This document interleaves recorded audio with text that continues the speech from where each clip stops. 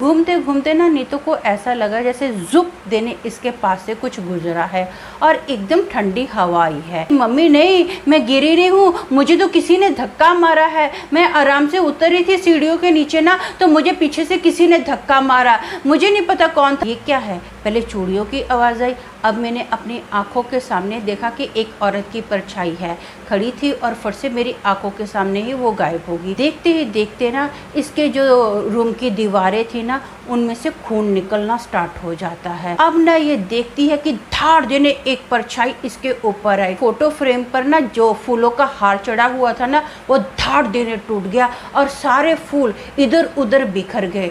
और तस्वीर में से भुआ बोली, अरे हेलो दोस्तों, मेरा नाम अमन है। मैं आप सभी के मनपसंद यूट्यूब चैनल कहानी रंगमंच में आपका स्वागत करती हूँ। उम्मीद करती हूँ कि आप सभी अच्छे और स्वस्थ होंगे। इसी तरह की वीडियो देखने के लिए आप मेरे चैनल को सब्सक्राइब कीजिए और हाँ, बेल आइकन को दबाना मत भूलना, ताकि आपको आने वाले वीडियो के नोटिफिकेशंस मिलते रहें। तो चलिए शुरू करते हैं आज का भयानक किस्सा। दोस्तों, आज का जो किस्सा है ये पुरानी दिल्ली का किस्सा है।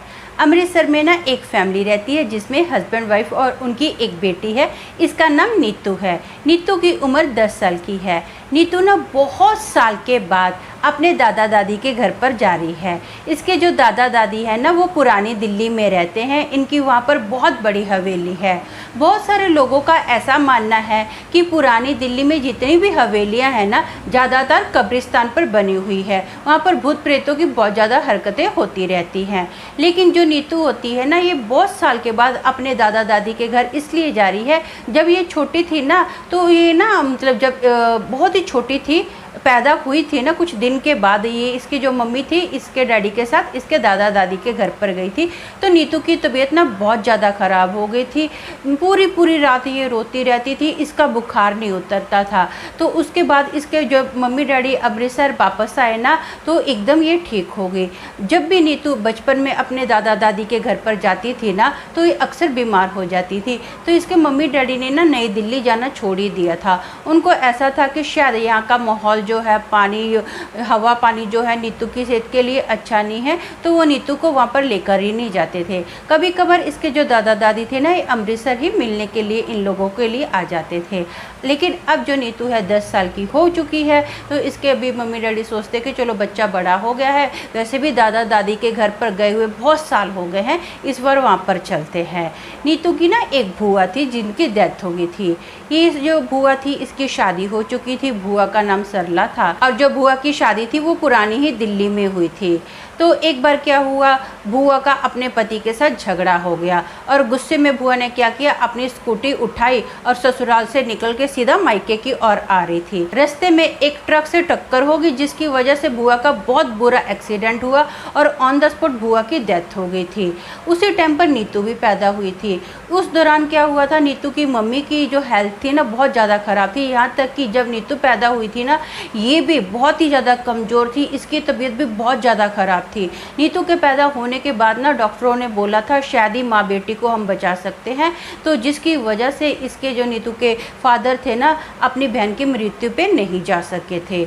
अब कई सालों के बाद ये लोग अपने घर पर जाते हैं। जो दादी होती है बच्चों को देखकर बहुत ज़्यादा खुश हो जाती है। दादी तो खुशी के मारे ना फूल ही नहीं समाई होती।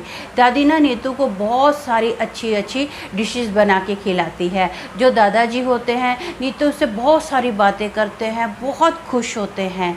अब ना रात का वक्त होता है और अचानक से लाइट चली जाती है। नीतू को गर्मी लगती है, तो नीतू ऐसा बोलती है अपने डैडी को कि मैं ऐसा करती हूँ, टेरिस पर जाती हूँ, थोड़ी हवा खाती हूँ। तो इसके डैडी बोलते ठीक है बेटा। अब ना नीतू टेरिस पर होती है, तो टेरिस पर आराम से इधर उधर घूम रही होती है। घूमते घूमते ना नीतू को ऐसा लगा जैसे जुप देने इसके पास से कुछ गुजरा है और एकदम ठंडी हवा आई है। ये सोचती कि यार इतनी गर्मी में 2 सेकंड के लिए इतनी मस्त ठंडी हवा कहाँ से आई, और पलटी मार के देखती है तो इसको कुछ नज़र नहीं आता। ये सोचती कि चलो हो सकता है मेरा वहम होगा। और इतने में इसके जो डैडी होते हैं ना, ये भी टेरिस पर आ जाते हैं। बाप बेटी अच्छे से बातें करते हैं, मस्त गप्पे शप्पे लड़ाते हैं और लाइट आ जाती है। तो नीतू के पापा बोलते हैं बेटा चल नीचे चलते हैं। तो नीतू बोलती है कि आप ऐसा करो नीचे चलो, बस मैं 5 मिनट में आती हूँ, थोड़ी हवा खा रही हूँ। तो इसके पापा बोलते हैं ठीक है। अब इसके पापा तो नीचे आ जाते हैं। नीतू ना 5 मिनट के बाद जब सीढ़ियों से उतर रही होती है ना, तो इसके मम्मी डैडी देखते हैं कि नीतू ना धाड़ देनी सीढ़ियों से लोटपोट होती हुई सीधा नीचे गिरी है। और जो नीतू है ना जोर से चीखे मार रही है, मम्मी मम्मी ऐसा बोल रही है। अब फटाफट घर वाले आते हैं, इसको उठाते हैं। इसकी जो हालत है ना बहुत ज़्यादा ख़राब है। ये नीतू जो है ना बहुत ज़्यादा डरी हुई है। इसको पूछते बेटा तू ऐसे कैसे आई है, थोड़ा संभल के आती ना, थोड़ा किसी चीज़ को पकड़ लेती, धीरे धीरे आती, ऐसे कैसे गिर गई है। तो ये बोलती है मम्मी नहीं मैं गिरी नहीं हूँ, मुझे तो किसी ने धक्का मारा है। मैं आराम से उतर रही थी सीढ़ियों के नीचे ना, तो मुझे पीछे से किसी ने धक्का मारा, मुझे नहीं पता कौन था। तो इसके मम्मी डैडी बोलते कौन था तेरे पीछे, कोई भी नहीं है, हम सब तो नीचे थे और हम सब तुझे क्यों धक्का मारेंगे। तो इसकी दादी भी बोलती हाँ बेटा तुझे किसी ने धक्का नहीं मारा होगा, तेरा पैर फिसल गया होगा, तेरा वहम होगा। अब इसके जो घर वाले ना इसकी बात पर यकीन ही नहीं कर रहे हैं। इसको थोड़ा अजीब लगता है कि मैं क्या करूँ, मेरी बात पे कोई भरोसा नहीं कर रहा है, तो मुझे चुप रहना ही बेटर है। रात का वक्त होता है, इसको हल्की हल्की खरोंची आई होती है। तो इसकी मम्मी क्या करती है, इसको हल्दी वाला दूध दे देती है और बोलते बेटा आराम से सो जा। जो नीतू होती है ना ये अपने बुआ के रूम में सो रही होती है। सोते सोते ना इसको ना अभी ऐसा महसूस हुआ कि जैसे कोई चूड़ियाँ खनका रहा है, जोर जोर से चूड़ियों की खन खन की आवाज़ आती है। इसकी आँख खुल जाती है, ये इधर उधर देखती है तो सोचती है कि यार हो सकता है मम्मी इधर उधर से निकले होंगे, उनकी चूड़ियों की आवाज़ आई होगी। लेकिन फिर ये सोचती है चूड़ियों की आवाज़ तो एकदम मेरे कानों के पास है, तो मम्मी कहाँ से आ गए रूम में। ये सोचते चल कोई बात नहीं है, मेरा ही वहम होगा, मैंने कुछ सपना देखा होगा। फिर से ये सोने की कोशिश करती है। अब सोने की कोशिश करती है ना, तो इसको ऐसा लगता है कि जैसे इसके पैरों के पास एक परछाई खड़ी है। ये ना फट से अपनी आंखें खोल के देखती है, तो वो जो परछाई है फट से इसकी आंखों के सामने से गायब हो गई। ये थोड़ा घबरा जा रही है कि ये हो क्या रहा है, ये क्या है। पहले चूड़ियों की आवाज़ आई, अब मैंने अपनी आंखों के सामने देखा कि एक औरत की परछाई है खड़ी थी और फट से मेरी आंखों के सामने ही वो गायब होगी। ये ना थोड़ा टेंशन में आ जाती है कि मम्मी को बताऊं नहीं बताऊं या सुबह ही बताऊं। ये सारी बातें सोच रही होती है। देखते ही देखते ना इसके जो रूम की दीवारें थी ना उनमें से खून निकलना स्टार्ट हो जाता है। ये देखकर ये बहुत ज़्यादा घबरा जाती है, टेंशन में आ जाती है। अब ना ये सोचती है कि मेरे को यहाँ से भागना पड़ेगा। ये ना उठने की कोशिश कर रही है अपने बेड से, लेकिन ये उठ ही नहीं पा रही है। ये बहुत हाथ पैर हिलाने की कोशिश कर रही है, लेकिन ऐसा लगता है कि जैसे इसको ना पैरालिटिक अटैक आ गया है। इसके हाथ पैर बिल्कुल भी मूवमेंट नहीं कर रहे हैं। ये बोलने की भी कोशिश कर रही है, बहुत हिम्मत जुटा रही है, इसके मुंह से जुबान भी नहीं निकल रही है, आवाज़ भी नहीं निकल रही है। अब ना ये देखती है कि धाड़ देने एक परछाई इसके ऊपर आई। वो जो साया था ना उसकी जो आंखें थी एकदम अंदर थी, काली काली आंखें थी और बहुत ही उसके बड़े बड़े लंबे लंबे दांत थे और उसका जो चेहरा था ना अजीब सा लथड़ा हुआ सा चेहरा था, पूरा वाइट उसकी स्किन थी। ये देखकर ना नीतू बहुत ज़्यादा घबरा जाती है, अपने आप को बचाने की कोशिश करती है, उठने की कोशिश कर रही है लेकिन उठ ही नहीं पा रही है। फाइनली नीतू के मुंह से ना आवाज़ निकलती है, वो जोर से चीख मारती है। उसकी चीख सुनकर ना पूरा परिवार फटाफट इसके रूम में आता है। जैसे रूम में आया ना तो नीतू को उठाने की कोशिश कर रहे हैं। जो नीतू है ना बहुत ज़्यादा जोर जोर से बस चीखें मारी है। इसकी मम्मी क्या करती है, फटाफट इसको उठाती है, इसके मुंह पर पानी डालती है और जोर से हिलाती है, नीतू होश में आ, नीतू होश में आ, क्या हुआ, तो ठीक तो है। जो नीतू है ना अब जोर जोर से रोना स्टार्ट कर देती है और पूरा किस्सा अपने मम्मी डैडी को बताती है और बताती है कि ऐसे ऐसे पहले खून दीवार से निकला, छन छन की आवाज़ आई और मैंने ना एक बहुत ही भयंकर खूंखार साया देखा। वो जो साया था ना उसकी जो शक्ल थी बुआ से मैच करती थी। जैसे अभी वो बताती है इस जिस रूम में सो रही थी, मैंने आपको बताया ना कि ये बुआ का रूम था, उस रूम में ना बुआ की फ़ोटो लगी हुई थी। उस फोटो फ्रेम पर ना एक हार भी था फूलों का चढ़ा हुआ। तो वो बोलती कि सेम ऐसा ही चेहरा बुआ का जैसा चेहरा है ना वैसा चेहरा मेरे ऊपर आया और वो मुझे डरा रहा था, मेरे हाथ पैर नहीं नहीं हिल रहे थे, यहाँ तक कि मेरी आवाज़ भी नहीं निकल रही थी। अब ये लोग घबरा जाते हैं, इसकी जो मम्मी होती है बड़ी टेंशन में आ जाती है। तो इसकी दादी बोलती है नहीं बेटा तेरा वहम होगा, तेरे बुआ का रूम है ना, तो तेरे मन में ऐसा ख्याल आया होगा, तेरा ये वहम है, तूने जा कोई बुरा सपना देखा होगा, ऐसा कुछ भी नहीं है। अब ना नीतू की मम्मी बोलती है कि नहीं हम लोग यहाँ पर नहीं रहेंगे, मुझे तो ऐसा लगता है कि मेरी बेटी की जान को खतरा है। अब ये सुनकर ना नीतू के डैडी बोलते हैं ठीक है हम लोग सुबह चले जाते हैं। तो जो नीतू की दादी होती है ना वो बोलती है नहीं बेटा ऐसा नहीं हो सकता है, इसकी बुआ जो है इसको क्यों नुकसान पहुंचाना चाहेगी, अगर ऐसा तुम लोगों को लगता है ना तो ऐसा करते हैं हम लोग कल गुरुजी को बुलाते हैं, जैसे सुबह होगी ना मैं गुरुजी को बुलाती हूँ और पूरा किस्सा जानते हैं कि हो क्या रहा है हमारी बेटी के साथ। ये लोग बोलते हैं ठीक है। अब ना जैसे सुबह होती है तो गुरुजी इनके घर पर आते हैं। गुरुजी जो आते हैं तो वो पूछते हैं नीतू से, अच्छे से बातचीत करते हैं। तो नीतू A to Z पूरा बताती है कि क्या क्या मेरे साथ हुआ जब से मैं इस घर में आई हूँ। तो गुरुजी बोलते हैं ठीक है। तो गुरुजी नीतू को बोलते हैं बेटा ठीक है मुझे ये बताओ आप कौन से रूम में सो रहे थे। तो नीतू बताती है कि मैं ये रूम में सो रही थी, बुआ का रूम है। जैसे ही गुरुजी और पूरी फैमिली उस रूम में एंटर किए ना तो उस रूम का जो माहौल था एकदम ठंडा हो गया और पूरे रूम में ना धुआं ही धुआं छा गया, बहुत ज़्यादा धुआं ही धुआं छा गया। तो अब गुरुजी बोले, गुस्से में बोले, तू कौन है, क्या चाहती है और इस बच्ची को क्यों परेशान कर रही है।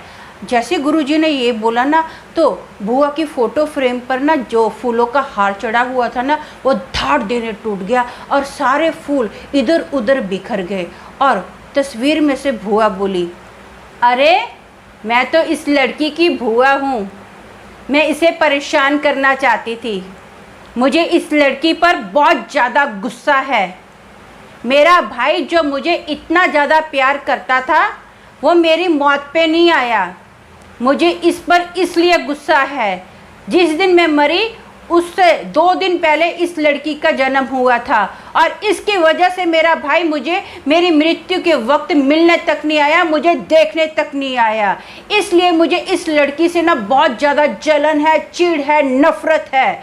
तो अब ना जो नीतू के फादर होते हैं ना वो फटाफट बोलते हैं, अरे बोलते हैं कि ऐसा मत कर, इस बच्ची का कोई कसूर नहीं है, तुझे तो पता है ना जब ये पैदा हुई इसकी मम्मी की और इसकी कंडीशन कितनी ज़्यादा ख़राब थी, ये लोग कभी भी किसी भी वक्त मर सकते थे, इनको कुछ भी हो सकता था। तेरी मृत्यु अचानक से 2 दिन के बाद हो गई, मैं इनको छोड़कर तेरे पास कैसे आता, हमारा अमृतसर में कौन था, कोई रिश्तेदार है, कोई भी नहीं है, तो मेरा इन लोगों के साथ रहना बहुत ज़रूरी था, मुझे माफ़ कर दे, मैं तेरी मृत्यु के वक्त नहीं आ पाया। मुझे पता है तुम मुझे बहुत प्यार करती है, मैं भी तुझे बहुत प्यार करता हूँ, मैंने एक भी दिन अपनी ज़िंदगी में ऐसा नहीं कि तुझे नहीं याद किया है, मैं हर वक्त तुझे याद करता हूँ, तुझे बहुत मिस करता हूँ, लेकिन इस बच्ची का क्या कसूर है। तो जो नीतू की बुआ होती है ना वो बोलती है कि मुझे पता है, बस मुझे इस लड़की पर गुस्सा था, मुझे बहुत गुस्सा था कि मेरा भाई लास्ट वक्त पर मुझे मिलने तक नहीं आया। तो इनके जो गुरुजी होते हैं ना वो नीतू की बुआ को बोलते हैं कि बेटा तू ऐसा कर, अब मर चुकी है, तू ना तेरी जगह पर शांति से जाके सो जा, मत परेशान कर, इस बच्ची का कुछ लेना देना नहीं है तेरे साथ। तो अब जो बुआ होती है ना वो बोलते हैं हाँ मुझे पता है, मैं भी इसको बस चाहती हूँ, लेकिन मुझे ना इस लड़की से गुस्सा था कि मेरा भाई मेरे को क्यों नहीं मिलने आया, यही एक कारण थी। अब ना जो बुआ होती है ज़ोर ज़ोर से रोना स्टार्ट हो जाती है और बुआ देखते ही देखते ना जैसे उसकी नॉर्मल फ़ोटो पहले थी वैसी फ़ोटो उसकी अब भी हो जाती है। तो गुरुजी जो होते हैं ना वो पूरी फैमिली को बोलते हैं कि इसकी जो बुआ है ना इस घर से चली गई है, अब ये इस बच्ची को कोई परेशानी नहीं करेगी। उस दिन के बाद जो नीतू थी ना अपने दादा दादी के घर पर रही, सब कुछ अच्छा रहा, इसकी हेल्थ भी अच्छी रही और इसके साथ कोई घटना नहीं हुई। तो दोस्तों मेरा मानना तो ये है कि जो नीतू की बुआ थी ना इसका लगाव इसके भाई के साथ बहुत ज़्यादा था, जिसकी वजह से उसकी जो आत्मा थी ना इसी धरती पर भटक रही थी। लेकिन फाइनली जब उसका डाउट क्लियर हो गया और अपने भाई को वो मिल ली ना तो उसकी आत्मा को शांति मिली और अब वो जिस जगह पर है एकदम शांति से सो रही है। तो आज के लिए बस इतना ही, कल फिर मिलेंगे और एक भयानक किस्से के साथ। तब तक के लिए शालोम, शांति और सलाम।